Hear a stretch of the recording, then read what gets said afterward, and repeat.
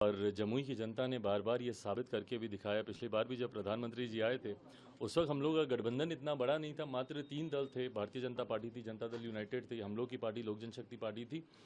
उसके बावजूद हम लोग 40 में से 39 सीटें बिहार ने उनको जीत कर दी, क्योंकि उस दिन भी शुरुआत जमुई से ही हुई थी। और आज जब पुनः मेरे प्रधानमंत्री मेरी कर्मभूमि जमुई से शुरुआत कर रहे हैं, तो जहां एक तरफ मेरी पार्टी के लिए गर्व की बात है, तो वहीं पूरे जमुई वासियों के लिए इससे बड़ा सौभाग्य नहीं हो सकता। देश का ही नहीं, दुनिया का सबसे लोकप्रिय नेता बिहार जब आते हैं तो अपने चुनाव प्रचार की शुरुआत वो जमुई की धरती से करते हैं, तो यकीनन ये हम सब के लिए गर्व की बात है। और मैं मानता हूं जो पिछली बार एक सीट की चूक रह गई थी, किशनगंज वाली सीट, इस बार उसको भी पूरा करके 40 की 40 सीटें हम लोग का गठबंधन जीतेगा। लेकिन इंडिया अलायंस के लोग तो बोल रहे हैं कि मुंह है कुछ भी बोल दीजिए, 40 बोल दीजिए, 400 बोल दीजिए, 500 बोल दीजिए, खरीद लीजिए बाजार से। बिल्कुल सही बात है, ऐसे ही उनका भी मुंह है, बोलते रहे हैं और बोलते रहेंगे। 14 में भी बोले थे, 19 में भी बोले थे। बोलने से नहीं होता ना, आपको कार्य करना होता है, आपको धरातल पर उतरना होता है। आप मुझे बताइए, मेरे प्रधानमंत्री, अब लोग चुनाव प्रचार शुरू हुआ है तो अब एक्टिव होंगे, पर मेरे प्रधानमंत्री को आप देखिए, ज़्यादा दूर भी जाने की ज़रूरत नहीं है। पिछले 2 महीने का ही उनका कार्यक्रम आप उठा के देख लीजिए। कोई दिन ऐसा नहीं है जब मेरे प्रधानमंत्री देश के अलग अलग कोने में ना जा रहे हों। ये मेहनत जनता को विश्वास दिलाती है मोदी की गारंटी के प्रति। और जब मोदी की गारंटी अगर घर घर, आज की तारीख में तो देश में क्या दुनिया में लोग मोदी की गारंटी की बात करते हैं, तो ऐसे में 400 प्लस का जो लक्ष्य है वो तो हम लोग पूरा करेंगे ही करेंगे, बट उसमें बिहार की 40 सीटों का एक महत्वपूर्ण योगदान रहेगा। चिराग पासवान के लिए टफ कौन सी सीट है, जमुई या हाजीपुर? ये दोनों जगह आपके लिए प्रतिष्ठा की बात है।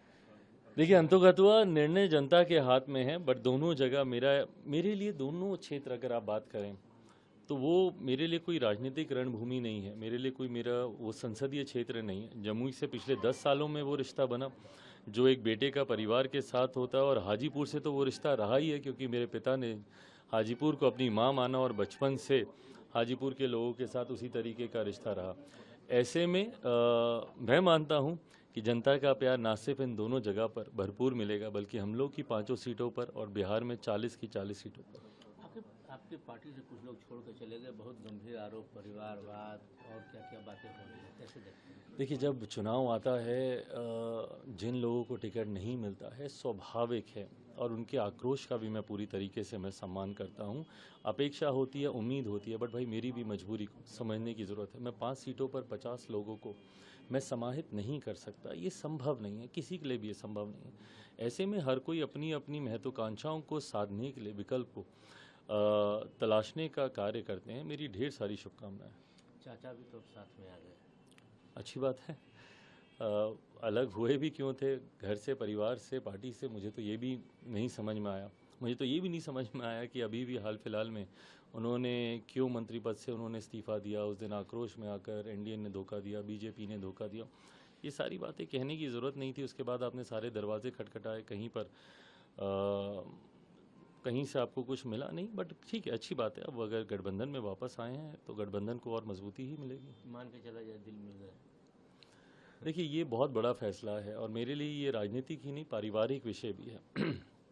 मैं जिस परिवार से आता हूँ, मेरे घर के बड़े ही ये सारे फैसले लेते हैं। ऐसे में मेरी माँ है, मेरी बहनें हैं, मेरी फूआ हैं, उनकी अपनी सगी बहन है, फूफा हैं, सब हैं। तो जब परिवार से जुड़ा हुआ विषय है तो ये फैसले मेरे परिवार के लोगों को लेने हैं। मेरी पार्टी से जुड़ा हुआ ये विषय है, तो पार्टी की राष्ट्रीय कार्यकारिणी ये तमाम फैसलों पर अपनी अंतिम मुहर लगाएगी। बट हाँ, गठबंधन में है, उसमें हम लोग ज़रूर उनका स्वागत करते हैं।